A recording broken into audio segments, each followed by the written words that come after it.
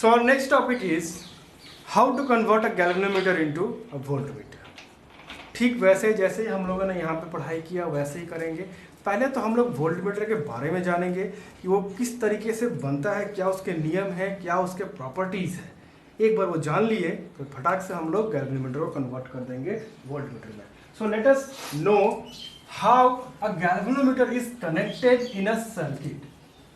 किस तरीके से कनेक्शन होता है, अगर ये पता चल जाए तो हम लोग इसके प्रॉपर्टीज भी फटाक से निकाल देंगे।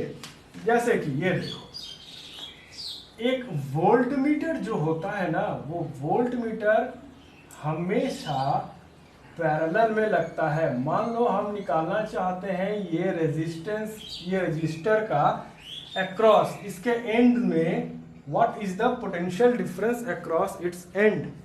तो हम क्या कर देंगे, यहां से यहां तक एक वोल्टमीटर लगा देंगे। ये वोल्टमीटर पैरेलल में लगा हुआ है, सर्किट का पैरेलल में लगा हुआ है। क्यों पैरेलल में लगा हुआ है? तो एक बात याद रखना, अगर वही कैनाल का अगर एग्जांपल ले, ये जो कैनाल है, कैनाल में कितना वॉल्यूम से, कितना अमाउंट से, कितना क्वांटिटी से पानी फ्लो कर रहा है, इसके एनालॉजी हम लोग कंपेयर कर सकते हैं एमीटर से। लेकिन वोल्टमीटर से अगर कंपेयर करना पड़ेगा तो हम क्या कंपेयर करेंगे? अगर ये पानी इधर फ्लो कर रहा है तो जाहिर सी बात है इस साइड का क्या होगा, ऊंचाई ऊपर रहेगा और इधर नीचे रहेगा। ये तो टॉप व्यू है। एक काम करते हैं, साइड व्यू अगर बनाते हैं तो जरा इसको समझो, अच्छे से समझ में आ जाएगा। यानी मान लो इसी कैनाल को अगर इस तरीके से बनाया गया है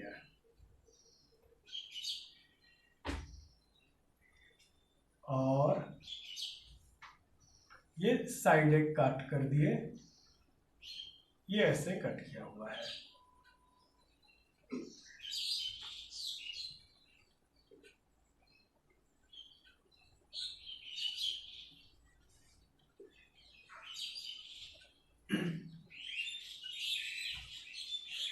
ये रहा, ये कैनाल था इस तरीके से। तुमको साफ साफ दिख रहा है कि इधर का हाइट ऊंचा है। अगर मान लो ये हॉरिजॉन्टल एक लाइन बना देते हैं तो ये हॉरिजॉन्टल लाइन में this is the height and this is the height here. साफ साफ दिख रहा है कि इधर का हाइट ज़्यादा, इधर का हाइट कम है। अब अगर तुमको हम डाल दे इसी पानी पे और इसे बहते हुए अगर तुम जाओगे तो तुमको हाइट का कोई अंदाजा नहीं पड़ेगा। तुमको अगर हाइट मापना है तुमको इस कैनाल से बाहर आना पड़ेगा, दूर रहना पड़ेगा और दूर से आके हम लोग देखेंगे कि इसका हाइट ऊंचा है, इसका हाइट नीचे है। That means to measure the height, to measure the potential difference, to measure the potential, you should exempt yourself from the part of this canal। अपने आप को इस कैनाल का पार्ट मत बनाओ, बाहर रख दो, क्योंकि तुमको इस पूरा कैनाल का एक ऐसा पैरामीटर मेजर करना है जो ये पूरा कैनाल को ही दर्शाता है। उसके लिए तुम इस कैनाल का हिस्सा बन जाओगे तो तुम नहीं मेजर कर पाओगे। इसी के बीच रहोगे तो तुमको आराम से पानी फ्लो होता रहेगा, कहाँ पे ऊंचा हुआ, कहाँ पे गिरा, कुछ समझ में नहीं आएगा। ठीक वैसे ही एक वोल्टमीटर को हम लोग हमेशा ही बाहर लगाते हैं, पैरेलल में लगाते हैं, क्योंकि यहाँ से करंट फ्लो होता जाएगा, करंट यहाँ से गुजरा और करंट यहाँ से गुजरा, तो दोनों पॉइंट के बीच में किसका पोटेंशियल डिफरेंस हाई है, किसका पोटेंशियल लो है, किसका पोटेंशियल हाई है, किसका पोटेंशियल लो है, और पोटेंशियल डिफरेंस क्या है, ये मेजर करके निकालना है हम लोगों को। इसीलिए this should be connected in parallel to this circuit, और इसके अंदर से कोई भी करंट फ्लो नहीं करना चाहिए। इमेजिन कर लो हम बाहर से मेजर कर रहे हैं और पानी यहीं से फ्लो करके नीचे चला गया, तो पानी अगर यहाँ से फ्लो करके चला जाएगा तो जाहिर सी बात है इसके भीतर पानी का फ्लो कम जाएगा। पानी का फ्लो कम जाएगा यानी हम इसका हाइट हो सके तो मेजर नहीं कर पाएंगे सही तरीके से। तो हमको यहाँ पे हाइट मेजर करना है, मेरे को पानी से कुछ लेना देना नहीं है इसका। सिमिलरली यहाँ पे इसको पोटेंशियल डिफरेंस मेजर करना है। Current should not flow from here, no current should flow from here. Ideal voltmeter को ऐसा डिजाइन करना पड़ेगा कि 0 ampere current should flow from here, और 0 एम्पियर करंट फ्लो करवाना है यानी इसका रेजिस्टेंस इनफाइनाइट होना चाहिए। आइडियल वोल्टमीटर का रेजिस्टेंस इनफाइनाइट होता है, आइडियल एमीटर का रेजिस्टेंस 0 होता है। बट आइडियल केस हम लोग बना नहीं सकते, इसीलिए वोल्टमीटर का हमेशा रेजिस्टेंस कैसा होता है, बहुत ही हाई होता है। सो यहाँ पे जो हम लोग को इंपॉर्टेंट चीज़ें पता चली, पहला कि a voltmeter should connected in parallel, should be connected in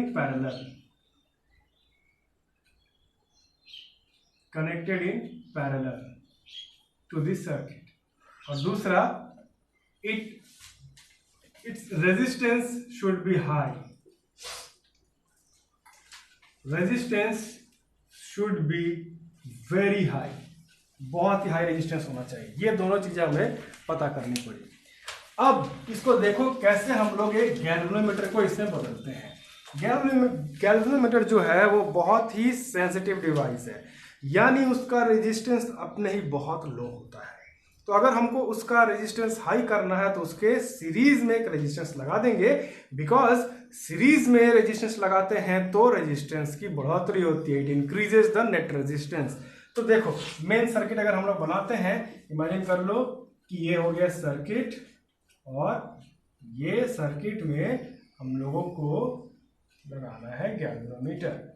ये हो गया पूरा कंप्लीट सर्किट.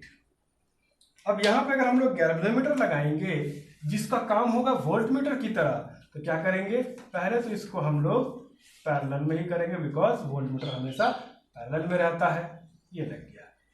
अब यहाँ जो ही चीज बनाएंगे वो पूरा का पूरा चीज ही वोल्टमीटर कहलाएगा. तो क्या करेंगे, सबसे पहले आया गैल्वेनोमीटर और इसी के साथ सीरीज में एक रेजिस्टेंस लगा देंगे. Let the value of this resistance be R, और इसका तो जी रहेगा. जी है ही, लिखने की क्या जरूरत है. ये हो गया.